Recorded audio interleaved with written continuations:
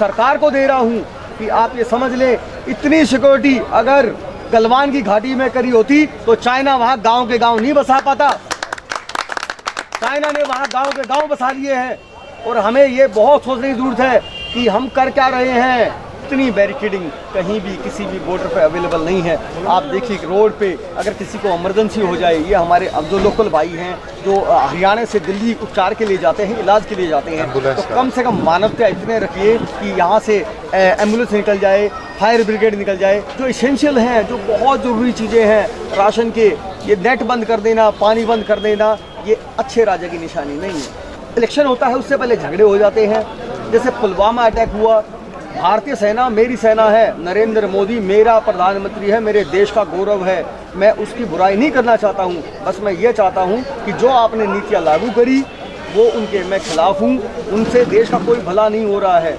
Modi media है वो अच्छी चीज़ें दिखा नहीं रही है, वो जो है हमारी आवाज़ पहुंचा नहीं रही है उनके कानों तक, ताकि वो सुने हमारी आवाज़। उनके मन के अंदर जो है पीड़ा उत्पन्न हो, और पीड़ा उत्पन्न होने के बाद जो है उनको पता चले कि भाई हम लोग इस चीज़ को नहीं चाहते हैं। हमारा पहला दिन से ये आंदोलन शुरू हुआ, उस दिन से लेके आज तक हमारी यही मांग है कि तीनों ये जो काले कानून इन्होंने हमारे ऊपर लागू करे ये वापस हों, और MSP की गारंटी का कानून बने।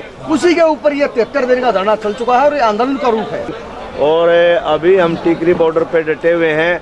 यहाँ पे देखिए भाई, सांगवान खाप 36 बिरादरी किसानों के समर्थन में, इधर किसानों के समर्थन में 36 बिरादरी भाईचारा, चरखी दादरी, सांगवान, शोरान, फोगाट, हवेली, सतगामा और पवार खाप। ये देखो भाई, 1 2 3 4 5 6 खापों के लोग यहाँ पे बैठे हैं जो किसानों के समर्थन में हैं। तो कुछ लोग यहाँ हैं, हम उनसे बात करते हैं। भाई साहब नमस्कार। नमस्कार भाई। क्या नाम आपका? भाई मेरा नाम संदीप है, संदीप कुमार शास्त्री, गांव बराना। आपने एक बात कही कि भैया उसके हैं यहाँ तो 36 बिरादरी, सारी खापे, सारे गांव, सारे धर्म, सारे मजहब इकट्ठा हो गए। ये तो जो है एक नया धर्म पैदा हो गया किसानी, जिसमें कोई भी जात नहीं है, कोई भी वो नहीं है। 36 वर्ग जो है वो बराबर इकट्ठा हो गए। 36 जाति और सारे धर्म। बिल्कुल किसान मतलब आपने एक ही धर्म चुन लिया, किसान। बिल्कुल सही बात। अच्छा। तो भाई साहब गांव कौन सा बताया था? गांव बराना है, टीकल बराना, टीकल के पास बराना जी। तो ये किसान आंदोलन को लगभग 2.5 महीने हो गए जी भाई साहब। और सरकार अड़ी हुई है, अपने रवैये रुख पे कायम है, और किसान भी अड़े हुए हैं एक बात पे कि भाई कानून वापसी नहीं तो घर वापसी जी। और भाई जी, सरकार का कहना है कि कानून किसी भी सूरत में वापसी नहीं होंगे। तो आपको क्या लगता है, क्या कैसे सुलझेगा ये मामला? देखिए, लोकतंत्र की विशेषता ये है कि राजहट में जो है राजाशाही में कि भाई जिस तरह बहुमत है लोकतंत्र में, बहुमत की सरकारें जो है अक्सर जो है राजहट करती हैं। उसमें ये वही विवाद चल रहा है।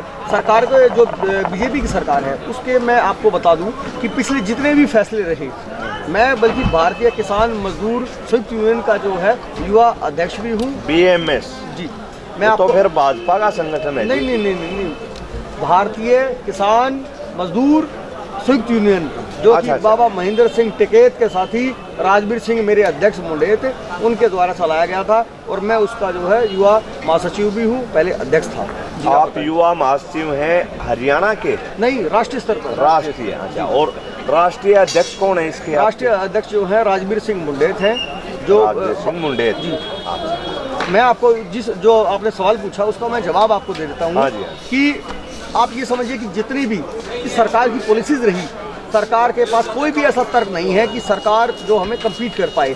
GST के सरकार के पास बताने के कोई फायदे नहीं है, बेरोजगारी के पास बताने के कोई फायदे नहीं है, अर्थव्यवस्था हमारी -24 में है, हंगर इंडेक्स जो है उसमें हम बहुत पीछे हैं, सिक्योरिटी सिस्टम में वो भी हम बहुत पीछे हैं। अगर आपने देखा होगा पत्रकार महोदय कि जैसे ये जो बैरिकेडिंग करी गई है, ये बैरिकेडिंग ऐसी पाकिस्तान हिंदुस्तान के बॉर्डर पे भी नहीं होती है। जो कटीले तारे हम अपनी फसलों को बचाने के लिए अपने खेत के चारों तरफ नहीं लगा सकते हैं, वो कटीले तारों यहाँ जो है शांतिपूर्वक बैठे हुए किसान मजदूर दलित शोषित और उस देश का वो हिस्सा जो चींटी से लेकर हाथी तक का पेट भरता है उस तक की जो है उसके लिए लगा रखी है। एक बार तो किले भी लगवा दी थी। हाँ, किले लगवा दी थी। उसके खिलाफ जो हमने जो है आप जैसे जो मित्र महोदय हैं उन्होंने जो है आवाज़ उठाई, फिर जाकर के वो संज्ञान में मामला आने के बाद जो है, और बल्कि मैं तो ये कहूँगा कि जो जिस अफसर के तहत ये कार्रवाई हुई उसको जो है सुप्रीम कोर्ट में जवाब देना चाहिए कि ऐसा क्यों किया गया। ये अमानवता है। जब से मानव सभ्यता चालू हुई है इस तरह का कोई आंदोलन तो सर जवाब तो जब देगा ना जब कोई किसान यूनियन या संयुक्त मोर्चा अपील दायर करता है इसके। देखिए, हम सुप्रीम कोर्ट में बिल्कुल नहीं गए थे। सुप्रीम कोर्ट जो है स्वयं संज्ञान लेने के काबिल है। भारत में जो लोकतांत्रिक व्यवस्था है उसका सबसे बड़ा अंग है भाई जी। सुप्रीम कोर्ट को वो नहीं सपना नहीं आता ना, आप लोग कोई जाके कहेगा कि लोकतंत्र में ऐसा नहीं होना चाहिए, कीलें गाड़ी गई हैं, तो आप लोग कुछ केस रिट दायर करोगे तभी तो सुप्रीम कोर्ट फैसला देगा ना भाई। देखिए, जहाँ तक मामला PIL का है तो बहुत लोग PIL भी रह रहे हैं। मेरे अगवा नेताओं ने जो संयुक्त किसान मोर्चे के नेता हैं उन्होंने एक बात कही कि किसान कलम और कानून पर बंदूक का पैरा है। हम रोटी को जो है तिजोरी की वस्तु नहीं बनाना चाहते हैं। यहाँ मसला क्या है कि जैसे भंडारण का जो कानून था उसमें आप देखिए जिसके पास पैसा होगा वो भंडारण कर लेगा। ज़्यादातर जमींदार, ज़्यादातर पैसे वाले, ज़्यादातर जो जमींदार हैं वो पैसे वाले उनसे माल खरीद लेंगे। फिर जिनके पास जो ज़मीन नहीं है, जो राशन की दुकानों पे सामान मिलता है, उनको सामान मिलेगा नहीं। ये बहुत बड़ा षड्यंत्र है। ये देश के सरकारी खजाने को लूटने की। प्रधान जी, मैं 1 मिनट आपको रोकूंगा कि पहले जब आंदोलन शुरू हुआ तो एक बात चली थी कि भाई ये 3 जो कानून है ये वापस ले सरकार। अगर ये 3 कानून वापस नहीं लेती है तो एक चौथा कानून और बना दे, MSP की गारंटी। देखिए, तो क्या आज उस बात पे डटे हुए हैं किसान या और कुछ नया मसला लेकर के? देखिए, जब से हमारा पहला दिन से ये आंदोलन शुरू हुआ उस दिन से लेके आज तक हमारी यही मांग है कि तीनों ये जो काले कानून इन्होंने हमारे ऊपर लागू करे ये वापस हो और MSP की गारंटी का कानून बने। उसी के ऊपर ये 73 दिन का धरना चल चुका है और ये आंदोलन का रूप है। अच्छा, तो ये दोनों चीजें प्लस है जी, मतलब कानून वापस हो और MSP के बाद MSP का वो बने, MSP की गारंटी का कानून बनाए, कानून बने। लिखित में देने को तो तैयार थी सरकार। देखिए, लिखित में देने के लिए तो सरकार ने कमेटी भी बनाई थी। सरकार सुप्रीम कोर्ट गई थी। हमारे यहाँ से कौन किसान नेता कमेटी में गया था? और उसमें भी भूपेंद्र मान को जो है वो वापस अपना नाम लेना पड़ा कमेटी से। आप देखिए, सत्यपाल मलिक जी राज्यपाल होते हुए उन्होंने कहा कि किसान और मजदूरों की बात सुननी चाहिए, जबकि बीजेपी की सरकार है। ऐसा होना चाहिए कि अगर सत्यपाल मलिक जो कि राज्यपाल के पद पे है, अगर वो ऐसी बात कह सकते हैं कि भाई किसानों और मजदूरों का हक सुनना चाहिए या अपने हक के लिए बैठे हुए हैं, तो जो है RSS और बीजेपी जिनकी सरकार अभी जो सत्ताधीश है उनको भी पद से हटाना चाहिए। हम यहाँ सिर्फ किसान मजदूर नहीं है, ये पूरा देश है। यहाँ व्यवस्थाएं बदलने वाली हैं, इस चीज़ को हमें बहुत जरूरी से समझना पड़ेगा। तो व्यवस्था बदलने का मतलब क्या माने कि सरकार को बैक फुट पे जाना पड़ेगा क्या? देखिए, मैं एक आपको बता देना चाहता हूँ कि जैसे आप मुझे कोट पैंट पहनाना चाहते हैं लेकिन मुझे कंफर्ट है मेरे कुर्ते पजामे में, तो मैं पैंट कोट क्यों पहनूंगा? हालांकि वो उससे बड़ी वस्तु है, उससे महंगी वस्तु है। मेरे को कंफर्ट है, मेरे को आसानी है, सहूलियत है, मैं उस सहूलियत को लूँगा ना। मुझे इनसे कुछ नहीं। पूर्ण बहुमत दिया है इस देश ने इन लोगों को, तो पूर्ण बहुमत जब दिया है तो कानून पारित कर दिए इन्होंने। सरकार के पास बहुमत है, लोकतंत्र में बहुमत को ही मान्य होता है। तो लोकतंत्र में अगर इन्होंने कानून पारित कर दिए हैं तो आप को कुछ लोगों का कहना भी किसानों को मान जाना चाहिए या क्या, इस पे क्या कहेंगे आप? देखिए, मैं आपको एक चीज़ बता देता हूँ पत्रकार महोदय, और पत्रकार महोदय मेरे संघर्ष के साथी मैं आपको कहूँगा, बल्कि क्योंकि संघर्ष के साथ ही इसलिए क्योंकि जो गोदी मीडिया है वो अच्छी चीज़ें दिखा नहीं रही है, वो जो है हमारी आवाज़ पहुंचा नहीं रही है उनके कानों तक, ताकि वो सुने हमारी आवाज़, उनके मन के अंदर जो है पीड़ा उत्पन्न हो, और पीड़ा उत्पन्न होने के बाद जो है उनको पता चले कि भाई हम लोग इस चीज़ को नहीं चाहते हैं। आपका सवाल जो था उसका मैं आंसर ये देता हूँ कि देखिए, किसी भी लोकतंत्र में हमारे यहाँ EVM पे भी सवाल उठते रहे हैं। बैलेट पेपर से सरकार कभी क्यों नहीं कराती है? आप इस चीज़ को नोट कीजिए कि जब भी कोई भी इलेक्शन होता है उससे पहले झगड़े हो जाते हैं। जैसे पुलवामा अटैक हुआ, भारतीय सेना मेरी सेना है, नरेंद्र मोदी मेरा प्रधानमंत्री है, मेरे देश का गौरव है। मैं उसकी बुराई नहीं करना चाहता हूँ, बस मैं ये चाहता हूँ कि जो आपने नीतियाँ लागू करी वो उनके मैं खिलाफ हूँ, उनसे देश का कोई भला नहीं हो रहा है। इसलिए जो है पुलवामा हमले का आपने जिक्र किया, तो मैं बीच में माफ़ करना रोकूंगा आपको। पुलवामा हमले में जो गाड़ी थी जिसमें RDX आया, इतनी मात्रा में RDX था, तो क्या उसका आप सीधा मेरे ख्याल ये कहना चाह रहे हैं कि उसका कोई अता पता नहीं चला? देखिए, मैं ये कहना चाहता हूँ जी पत्रकार महोदय, आप अपने शब्दों का आपने मुझे सहयोग दिया, उसके लिए धन्यवाद आपका। लेकिन मैं आपको ये बता देना चाहता हूँ कि जैसे अगर हमारी एजेंसियां क्या कर रही थी, हमारी IB है, NCB है, नारकोटिक्स विभाग है, और हमारी CBI है, पुलिसेस हैं, हर स्टेट की पुलिस है, हमारे खुफिया तंत्र बहुत सारे हैं जो सरकार ने जोड़ रखे हैं। वो क्या कर रहे थे, अगर वो रिया चक्रवर्ती के घर में रखा हुआ गांजा ढूंढ सकते हैं तो 300 किलो RDX वहाँ कैसे पहुँचा, इसका जवाब हम देंगे यार। और जब हमारे उनको समस्या क्या है, मैं आपको इसका निचोड़ बता देता हूँ। वो अनपढ़ों की जमात है, अनपढ़ों की जमात है, उनको पता नहीं है। और हमसे बड़ा इस आंदोलन को तो 2.25 महीने हुए हैं। सबसे बड़ा आंदोलन इस देश में जो है, जो किया है, वो यशोदा बहन ने किया है, जो इतने सालों से मोदी जी का इंतजार कर रही है। तो देखो भाई, बड़ा ही गंभीर आरोप एक किसान नेता सरकार पे लगा रहे हैं कि इस देश में जब भी कहीं चुनाव होते हैं तो उसी टाइम पे कोई ना कोई दंगा फसाद, कोई हमला, कुछ ना कुछ होता रहता है।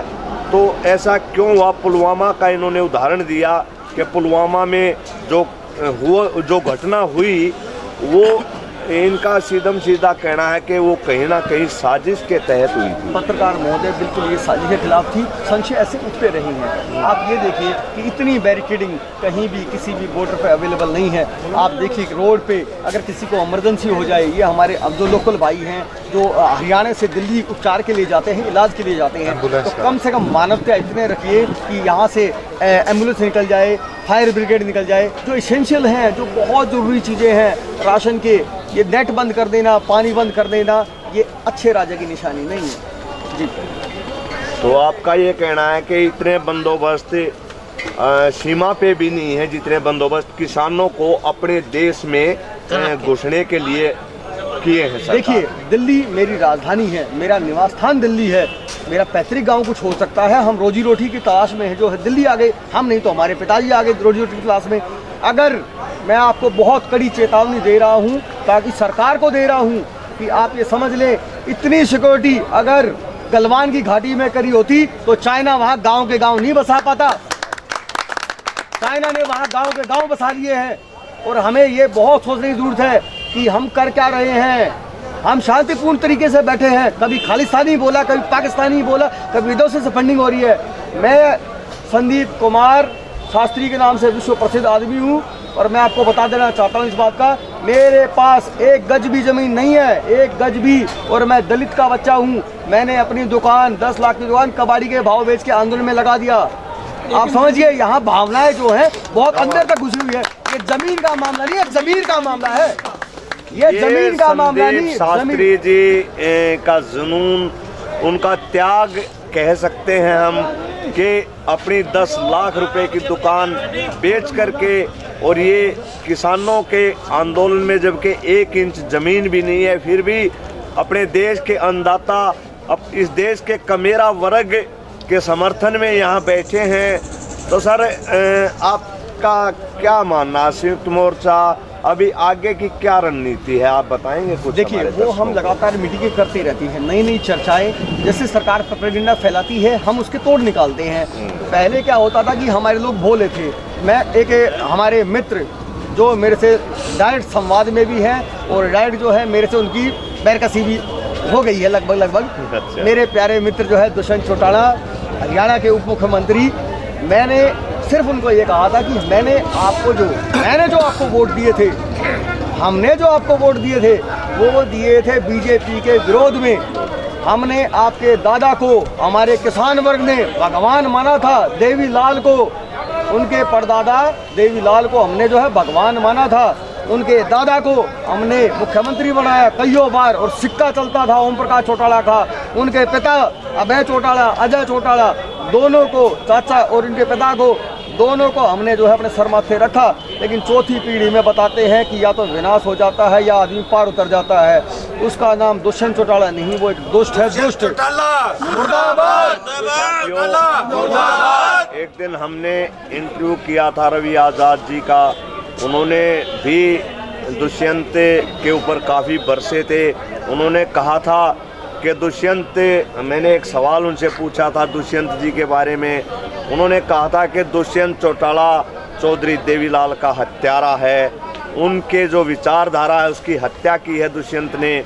तो वही दुख कहीं ना कहीं संदीप शास्त्री जी रो रहे हैं कि चौथी पीढ़ी में आकर के चौधरी देवीलाल के नाम को डुबो दिया है दुष्यंत जी ने। जो उनकी मेहनत थी, जो उन्होंने संघर्ष किया राजनीति में, उसके ऊपर बिल्कुल पानी फेर दिया। तो आने वाले समय में जनता क्या करेगी, ये तो दुष्यंत जी को सोचना पड़ेगा, इस पे विचार करना पड़ेगा। क्योंकि हम लगभग शुरू वाले दिन से ही इस आंदोलन को कवर कर रहे हैं। जहाँ भी जाते हैं खट्टर से ज़्यादा दुष्यंत के खिलाफ गुस्सा है किसानों में, क्योंकि वो चौधरी देवीलाल के पड़पोते हैं, इसलिए उनसे ज़्यादा नाराज़गी है। तो भाई साहब और क्या कहना चाहेंगे इस सरकार को, क्या संदेश? जी, मैं सरकार को संदेश नहीं देना चाहता, सरकार को संदेश दे, इतने दौर की वार्ता हो चुकी है, इतने लोगों ने मीडिया बाइट्स दी हैं, इतने लोगों के विचार आए हैं। मेरा जो व्यक्तिगत मत है इस मामले में, मैं आपको ये बता देना चाहता हूँ कि वो हिस्सा जो अभी तक इस आंदोलन का हिस्सा नहीं है, उनको ज़रूर आना चाहिए। जो घर में बैठे हैं, फब्तियाँ कस रहे हैं, जो आरएसएस के कच्छाधारी नागपुरिया, उनको मैं बता देना चाहता हूँ कि देश का मामला है ये, किसी एक कौम का, एक वर्ग का नहीं है। रोटी खाने वाले हर उस आदमी का मामला है ये। आप सबको आगे सहयोग करना चाहिए। और ये आपने एक पत्रकार महोदय, एक चीज़ और मैंने देखी कि आसपास की कॉलोनियों के लोगों का, देश भर के लोग आ रहे हैं जो कि विरोध कर रहे हैं। और मैंने खुद उनसे पूछा कि आप अपना आधार कार्ड दिखाएं, जो कि जो है हमारी एक पहचान है, यूनिक आइडेंटिटी बोला जाता है। बिल्कुल, काफी पैसा खर्च किया भाजपा सरकार ने आधार कार्ड के ऊपर। हाँ, पहले उस आधार कार्ड का विरोध भी तो भाजपा सरकार करती रही है। जी, तो सरकार ने क्या अभी सर एक और कार्ड शुरू कर दिए हैं, पहचान, परिवार पहचान पत्र। अब देखिए, उनका पता नहीं है, वो पता नहीं क्या चालू कर रहे, उनके खुद के परिवार नहीं है, वो परिवार कार्ड चालू कर रहे हैं। जिनके खुद के परिवार नहीं है वो परिवार कार्ड चालू कर रहे हैं इस देश में। ये देश की विडंबना है। जिसको कृषि के बारे में पता नहीं वो कृषि मंत्री, जिसको SC ST के बारे में पता नहीं वो SC ST मंत्री, जिसको समाज के बारे में पता नहीं वो जो समाज में कभी नहीं बैठा वो सामाजिक कल्याण मंत्री। ये आप समझिए, जिसको रक्षा से, जिसका बाप बेटा फौजा, ताऊ, दाना दादा कोई फौज में नहीं, वो रक्षा मंत्री। तो ये आप समझिए, राजनाथ सिंह जो हैं वो किसान के बेटे थे, उनको बना दिया रक्षा मंत्री, उनको राफेल लेने भेज दिया। तो इनको पास कुछ नहीं है। जब मैं आपको कड़ी चेतावनी मीटिंग में सर मेन तो पीयूष गोयल जी संभालते हैं शायद सरकार की कमान, जो कि रेल मंत्री हैं, उसके बारे में क्या कहेंगे आप? देखिए, पीयूष गोयल जी जो हैं वो अपनी रेल क्यों नहीं चलाते? अपनी रेल चलानी, रेल तो दे दी ना अडानी को, और उनको दे दी रेल, उनको रेल क्यों चलाएं? रेल तो बेच दी। रेलवे और कृषि, दो भारत सरकार के ऐसे उपक्रम हैं जिन उपक्रमों को सर रेलवे के बाहर से तो मुक्त हो गए ना, उनको प्राइवेट कर दिया, अब रेल वो संभालेंगे। अब रेल मंत्री जी आपके आंदोलन को देखेंगे। देखिए, ये प्रोपेगेंडा है सरकार का। सरकार किसी को भी आगे ले आती है जिसका कोई लेना नहीं देना नहीं, तू कौन मैं खाम खा, ये फालतू की सरकार क्या करती है। देखिए, अगर नोटबंदी होती है तो अपनी माँ को लाइन पे लगा देती है मोदी सरकार। कोई भी देश का ऐसा प्रधानमंत्री नहीं है जिसकी माँ 2-2.5 हज़ार रुपए के लिए लाइन में लगी हो। इनका प्रोपेगेंडा ये है कि अगर काम करना है इनको दक्षिण में। देखो, मोदी जी बहुत मेहनत करते हैं, दिन रात, दाढ़ी बनवाने का भी टाइम नहीं है, इस देश के लिए इतना काम करते हैं, आप प्रोपेगेंडा बता रहे हो इनको। देखिए, मैं आपके माध्यम से कहना चाहता हूँ, जिस तरह से उन्होंने ये बोला कि मेरे पास समय नहीं है दाढ़ी बनवाने का, तो प्रधानमंत्री जी आप नहीं, मैं आइडिया लगा रहा हूँ, उनका वक्तव्य मैंने सुना नहीं। मुझे यूँ लग रहा है कि ज्यादा बिजी है वो, पूरे देश की भार उनके ऊपर है। आप कह रहे हो परिवार नहीं है, वो कहते हैं कि पूरा देश, भारत देश मेरा परिवार है, वो पूरे देश को संभालते हैं, शायद इसलिए दाढ़ी बनवाने का समय नहीं लगता उनको। तो इस बारे में आप क्या कहेंगे? देखिए, दाढ़ी बढ़ाने का समय क्या, वो कहते हैं 18-18 घंटे काम करते हैं। 70 साल के बुढ़े ने, वैसे भी मैं आपको हरियाणवी भाषा में बता देता हूँ, बुढ़े आने नींद भी कम आया करे, वो बुढ़ा हो चुके हैं, उनको नींद आती नहीं, तो वे कपड़े बदलने का टाइम कहाँ से आ जाए? तो 10-10 बार कुर्ते पजामे बदले हैं भाई, दाढ़ी बढ़वाने का टाइम नहीं है, कुर्ते पजामे बदलने के लिए टाइम है उनके पास। जैकेट भी नहीं डालते। हाँ बताओ, 10 लाख की सूट बूट की सरकार है, 1.5 लाख का चश्मा लगा हुआ है, तो ऐसा पॉसिबल कहाँ है इस देश में? साए वाला हम लोगों ने वोट दे करके 10 लाख का सूट बूट पहरा दिया, तो हम जो हैं, जो उसको बढ़ाने वाले हैं, उससे हाथ जोड़े कह रहे हैं भाई अच्छे दिन हमने देख लिए, बुरा में रहने दो भाई, हमने अच्छे दिन कहीं देख छक लिए हैं अच्छे दिन। तो भाई का कहना है कि भाई हम तो जिसे साउजे पड़े रहने दे, न्यू के न्यू जीलन दे, और नए जो कानून है, नई व्यवस्था मत थोपे इन पे, किसाना पे, जिसे पहले थे कम से कम उसे रह लेने दे। हरियाणवी भाषा में मैं बताऊं, किसानों ने एक निचोड़ काट दिया कि को हरियाणवी की कहावत है कि एक कोई लुगाई विधवा होगी थी तो हमारे हरियाणा में लत्ता उड़ा रहे प्रधान जी, तो उस दूसरे का, देवर का, जेठ का लत्ता उड़ा दिया, तो वो एक दिन उनकी दोनों आई बिगड़ गई, तो वो मतलब वो जूत बाज गया, तो घर बारी नहीं बोला, ने भी दुपट्टा उड़ रखा है अभी तक, घर बारी नहीं बोला, दुपट्टा उड़ रखा है बीजेपी का, बोला लिया तो वो चुंदड़ी दे मन जो मन उड़ाई थी तरह दाई काट की संदूक यारती, मुँह से काट के चुंदड़ी ने सारी ने मेरे मोगले हो रे, उन्होंने चुंदड़ी ले आ गया, उसकी छाती मारी पका के, बोला ले पकड़ा अपनी चुंदड़ी, तू अपने राम अपने, मैं अपने राज्य। उन्हें खोल के देखी वह चुंदड़ी, तो उन्हें देखा नहीं, बोला रहा बहनों ने याद इसी भी ना छोड़ी और किसी ने उड़ा लूँ भाई। किसान ना का तो यो कहना है, अब भाई इसे छोड़ दे, आगे अपना खा कमा ले, किसान ने इसे भी ना छोड़े कर आगे और खाए कमा ले, तो इनका स्पष्ट कहना हरियाणवी भाषा हमने चोड़ काट दिया भाई मैंने। आगे देखते हैं क्या होता है, किसान काफी दिन से यहाँ जुटे हुए हैं। धन्यवाद साथियों, नमस्कार, जय।